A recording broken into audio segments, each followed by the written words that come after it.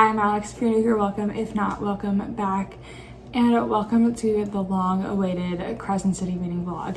And it might not be long-awaited for you, but it sure is long-awaited for me. I forced myself through Throne of Glass, even when I wasn't enjoying it, just to get to this point. Obviously, I ended up enjoying Throne of Glass in the end, but yeah. This is going to be a full spoiler vlog. If you haven't read the entire Mossiverse, I won't be offended if you exit out now, but let's get right into it. So I just made it to chapter 3. Obviously, I'm not that far into the book, but from what I've seen online, I just assumed that Bryce was male, so it was interesting to me that she is a female. And also, I know a lot of people say that the phones and stuff really throw them off in these books, but I don't feel like the technology is throwing anything off for me. And maybe it's because I knew that was gonna be a thing, that it wasn't gonna be similar to ACOTAR and Throne of Glass in that way, but I really don't feel disrupted by the phones.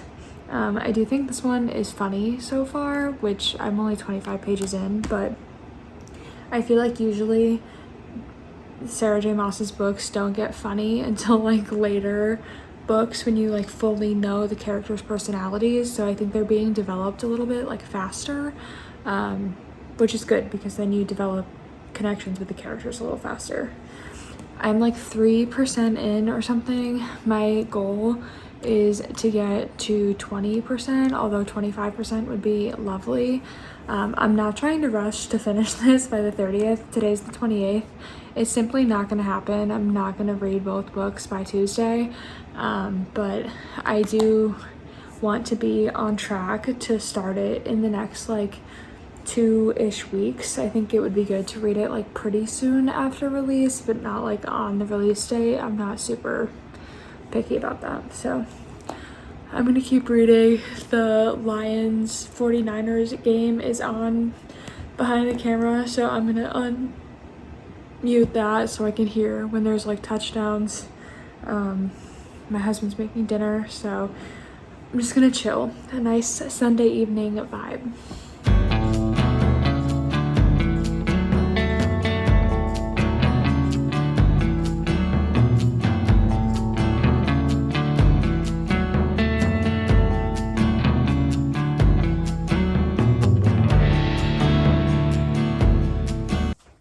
Okay, so the last thing I updated you on was on Sunday.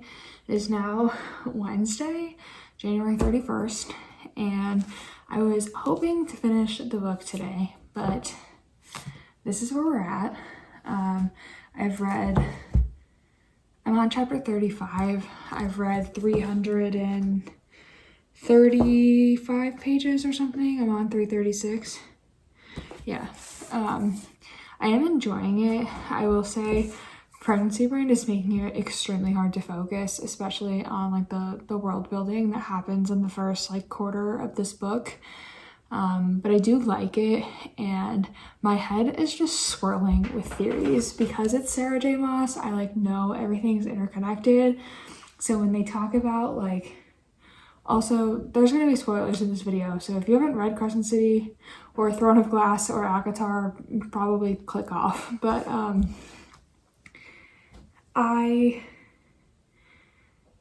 every time they talk about opening the portal to the Northern Rift, I'm are they talking about Rifthold? Are they talking about opening one of the portals that Aelin found in Kingdom of Ash? Is that what this is? I don't know. And then there's other things that they talk about that I'm that feels like a Throne of Glass connection. And I know because it's been spoiled for me all over the internet that some of the characters from the Inner Circle are in House of Sky and Breath, and also I'm assuming House of Flame and Shadow. But there hasn't been any mention about anything to do with Throne of Glass, at least from what I've seen. So I'm am I making this up? Is it because I just finished those books that I'm thinking this? But I don't know.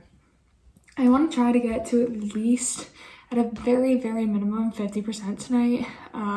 Also, as you can see, I did order the book. And the next one, I probably won't purchase Flame and Shadow, at least in its physical copy, until it's out as a paperback, because it would bother me to have 2 paperbacks and 1 hardcover. I also opted not to get the Barnes special edition because who knows if they're gonna put it out as a thing. My bookmark just broke.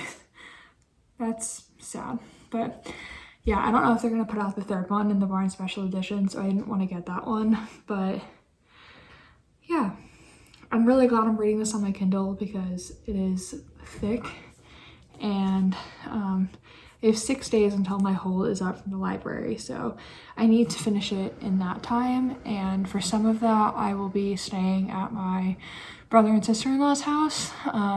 So we'll see if I get to read it all while I'm there. I usually do a little bit of reading while I'm there, but I know we're going out to do things this time, so I would like if I had an audiobook for it, but I don't, so there's also that. But yes, that is the update for now. I like it. I can't believe they introduced us to Danica and Connor and made us like them and then killed them in the first 70 pages. That was pretty rude of Sarah J. Maas. I feel like she hasn't done that in the other books yet, so that was interesting. But that's where we're at right now. I'll update you when I get further into this. We'll see how much I can finish tonight. But yeah, 43% down. I know there's still 450 pages to go. I know that they literally just said that Hunt was in on it and knew what was going on, and he was the one trying to buy a synth, but I refuse to believe that. Him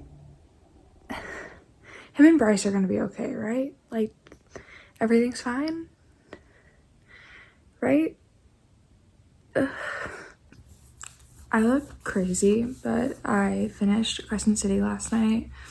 Not Crescent City. I finished House of Earth and Blood last night, and I loved it. I don't ever give quarter-star ratings, but if I was going to ever give one, it would have been a 4.75 to this book. I ended up giving it a 4.5. It just took me sort of a while to get into.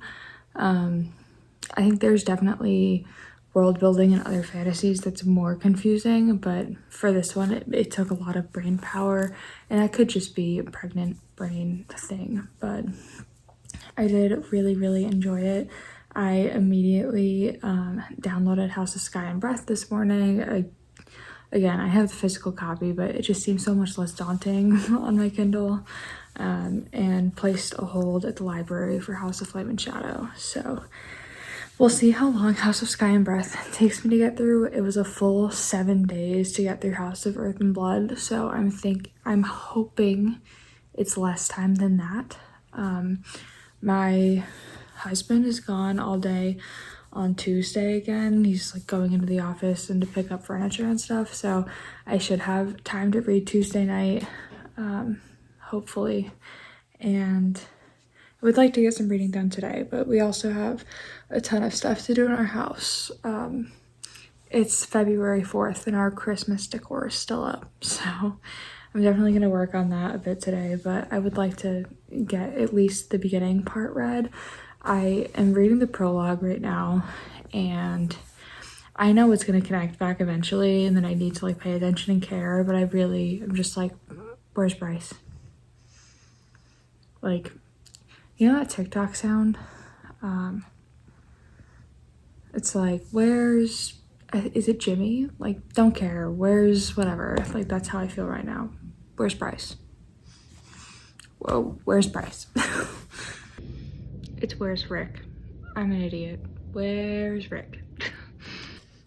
Okay, so I have not updated on how House of Sky and Breath has been going for a while, but I'm exactly 50% of the way through it now. On chapter 37, I've just been like so invested in reading that I haven't like picked up to film. So I'm trying to think what like has happened that I've had like visceral reactions to that I need to share. And I honestly don't think there's been like much so far. I don't know. I have my suspicions about who the like Agent Daylight is, and I feel like there's a possibility that it's the Queen of Hyaxia, which I think would be interesting because obviously Rune's already like betrothed to her, so if they're like connecting in this way, maybe that'll help them otherwise. But also there's part of me that's like it might be Celestina. Like I don't really know. But those are my two like guesses right now. And if you've read this, and I'm sure when I watch this back to edit it, I'm gonna be like, you idiot, you should have known that. But that's where I'm at there. I think that the whole thing with like Ethan is pretty interesting, especially him like, I don't know, the Hind like revealing to him that not revealing to him because he already knew, but like getting it out of him that he's been in love with Bryce for all this time. Like, I could have seen that coming, but like, was it the most necessary thing that Sarah J. Maas has done in a book? Like, probably not. I don't know. I have never been a fan of books where somebody's like partner dies and they end up with a family member. So I just did not like love that. Do you think there's like quite a bit of flirting going on between Hunt and Celestina, but I don't think anything's gonna happen. I think him and Bryce will be fine, but I do think there's like a weird connection between them. I don't know if anybody else felt that while reading this, but I'm gonna keep reading. I want to get through a decent portion of it today. My husband is not gonna be home until like late tonight because he's in the office. So I would love to get to like, I don't know, page 600, which is another 200 pages, and I've already read like 60 pages today, so maybe 70 pages today. I'm on my lunch right now, so we'll see. I like woke up early and read a bunch this morning, but I don't know. I want to get to like 75% of the book being done, basically. So I will keep you updated if anything happens that I feel like I need to film. Okay, so I'm 70% of the way through the book now. I just got to chapter 52. I am very glad that they were able to help Emil. Was kind of shocked to find out that he has no powers, but hopefully he's safe. Kind of scared that the Hind is gonna find him at her parents' house, given that they know that their like families are sort of in danger. I think it's crazy that Ethan just decided to take the fire sprites from the astronomer, but also glad he did that. Curious to find out if they end up going to a necromancer. Also, I am like fairly certain now that Agent Daybright is Celestina, but there's also part of me that thinks that it could be the fire sprites, the queen that they were talking about. I don't know. The reason I think it's Celestina is because of the moment where she was talking to Rune and was like awoken for forceful interactions with someone that she didn't seem to enjoy. It just, to me, sounded a lot like it being her and Ephraim, especially the way that she like talked to Bryce about it the next morning. But I'm gonna keep reading and we will see. I guess one other quick thing. I have had it spoiled for me, obviously, that the inner circle ends up in this book. And as I inch closer to the end, I'm like, where are they? Like, where are they? And am I aware this is not ACOTAR 6? Am I aware that House of Flame and Shadow is not ACOTAR 6? Yes. Am I expecting that? Absolutely not. But I'm just so curious as to how they get involved. And I'm like, where are they? I want to know how this story like plays out, but also I want to know where the boys are. Where they at?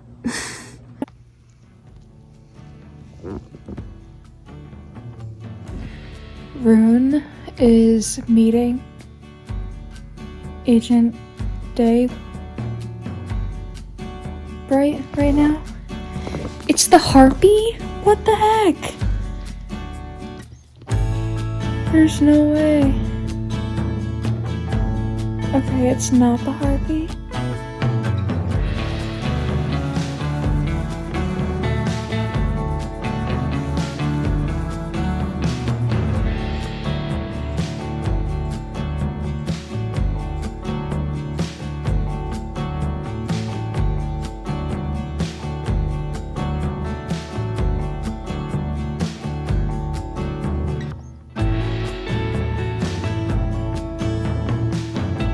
And there's no way it's the hind, right?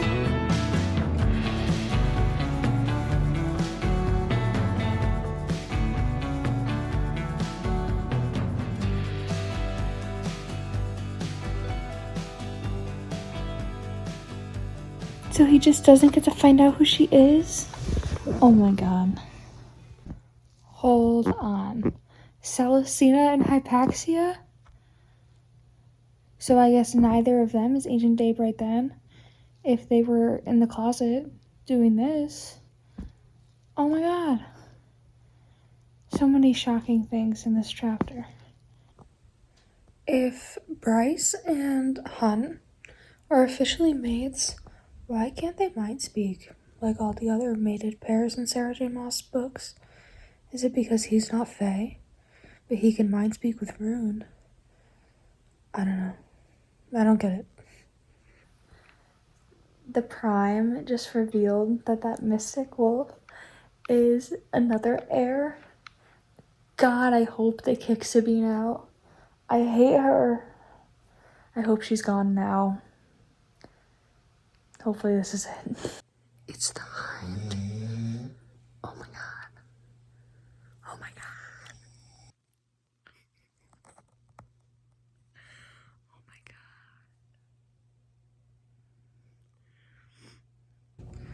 god. I just finished House of Sky and Breath. I look crazy right now and I can't talk too loud because my husband is asleep. I thought we were getting like Cassian and Azriel. I was not expecting Feyre and Rhysand. I'm gonna put in a screenshot of the exact text I sent my other like friend who loves Crescent City right here of that moment. Oh my god. I'll do a full wrap up in the morning, but how am I supposed to wait for Flame and Shadow, and how did two people wait for Flame and Shadow for so long? Like, I have to wait 1 week for my hold, and I'm like, can't do it. Okay, so as I said last night, I finished House of Sky and Breath and really enjoyed it. I rated it 5 stars. I thought it was easier to read than Earth and Blood, but it still had some like world building confusing stuff in it. But again, I enjoyed it. There's nothing that I like found wrong with it. I thought the story was really good. Obviously there's some spice in it, which you don't get with the first book. But yeah, there was a reaction, I think, that I was like silent during, and that was me finding out that Danica and Baxian were mates. I was really shocked by that. Also, the fact that the Hind was Agent Daybright, I was not like expecting at all.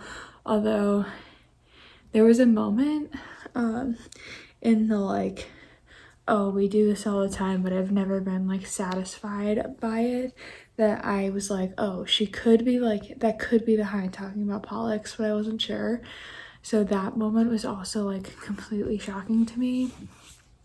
Also, like I said, the whole like, hello Bryce Quinlan, my name is Rhysand thing, I was like, what the hell? So, you know, I said last night that my hold from the library should be ready soon, but I checked it and it somehow went from 2 weeks to 6 weeks. So I ended up just buying Flame and Shadow for my Kindle, and I've already read like 16 or 17% of it or something, and I love it so far.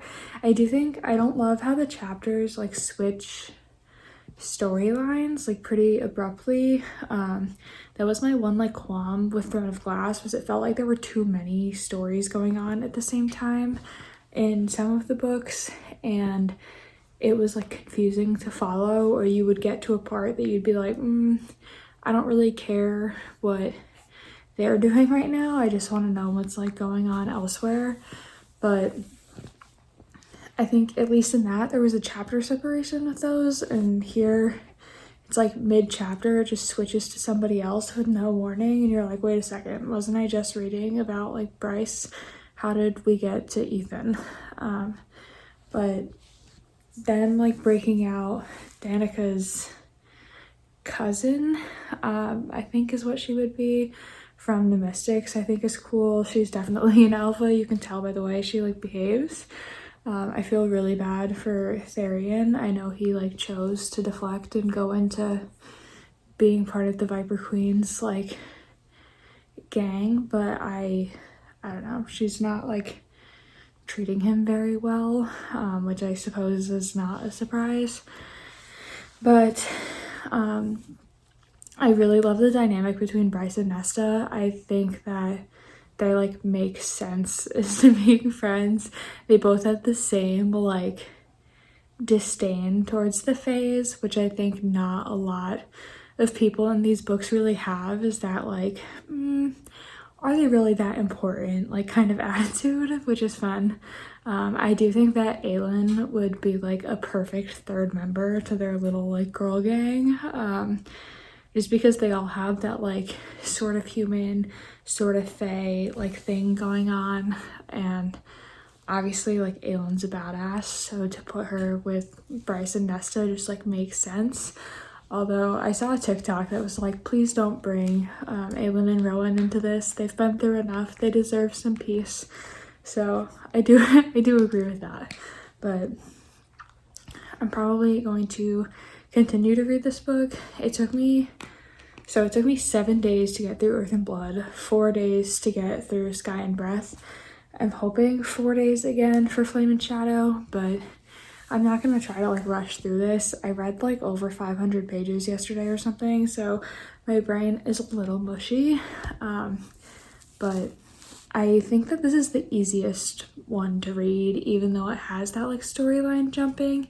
It reminds me of how ACOTAR reads, which is much more like beginner level fantasy. I think there's not as much world building in it, probably because you already really know about the world from ACOTAR and you know about the world from Crescent City, so I think that like plays into it. But I don't know, right now the guys are trying to plot their own escape plan, and the Hind is also plotting an escape plan for them, so I hope that those things don't mess with each other. But as Sarah J. Maas loves to do in her books, Kingdom of Ash, sometimes they do. So hopefully it all works out in the end.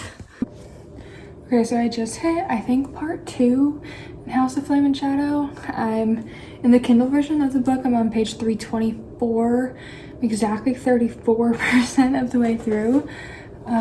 Chapter 30, if none of those things help. But I feel so bad for Ethan because he did not mean to kill Sigrid, and he probably wouldn't have done it. So like, poor kid, because he is the sweetest and it's gonna eat him alive. So he just like got locked into the House of Flame and Shadow, so I'm curious to see where that goes. And then the whole thing with like Bryce butting one of the Asteri out and then Nesta killing her, what? And then like jumping back in the portal and ending up in the Autumn King's like private study. What is he gonna do to her? I am scared. I feel like if there's anyone who can actually like shackle Bryce, it's probably him. But I don't know. I really am enjoying this book. It's reading so much faster than the first two books. If you've read the whole series, I hope you've read the whole series if you're watching this video, but did this happen to you too? Like, did this book just like fly by way faster than Earth and Blood and Sky and Breath? Please let me know. I'm curious to see if the rest of the like ACOTAR gang ends up in Midgard helping, but I really don't think so. I like am pretty sure that their like moment in this book is done, so I'm curious. The whole like story of what happened to separate the two like Fae lands is kind of crazy to me, and I hate Regalis, but I don't think that that's an uncommon opinion. But I have some stuff to do. I will come back to reading my book a little later. I'm hoping to get to 50% today. That may be a lofty goal, so we'll see. I fully understand why Bryce hates the Autumn King, but if I had worked in archiving like old books for years and loved it and knew that I could learn a ton from it, and he had just said to me my collection could put Jessica Roga's to shame and also the Fae archives, wouldn't you be asking to see it? Wouldn't you want to know what he had? Like, why just be rude to him? Like, clearly he's got something there. Are you curious? It's a terrible angle and terrible lighting, but Ethan really just thought to himself, maybe she could turn him into a worm and step on him. That'd be a mercy. Me. I feel that. Alright, so I'm an idiot, and I thought I filmed this wrap up literally weeks ago, like 2 weeks ago, over 2 weeks ago, but when I went to edit this video, it wasn't there, so I don't know if I didn't do it or if it disappeared, but here we are again.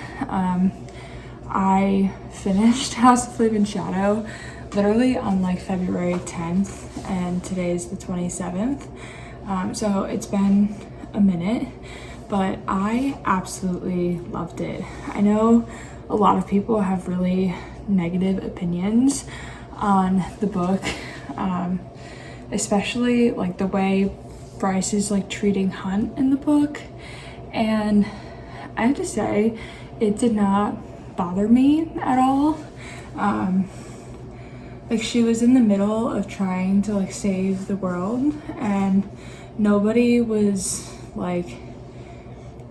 mean to Aelin for like having some sass with Rowan.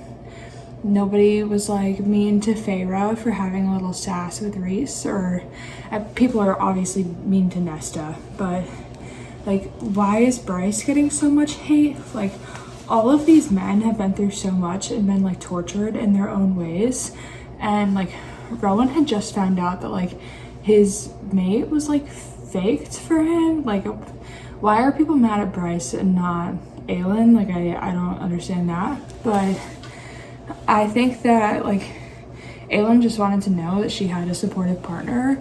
I commented on someone's TikTok about this the other day. Like, people say that they don't like feel like mates, and it's like Bryce and Hunt like fight more than the other couples. They have more disagreements, but to me they feel like more of like a natural couple than any of the other couples in the SJM universe. Like, they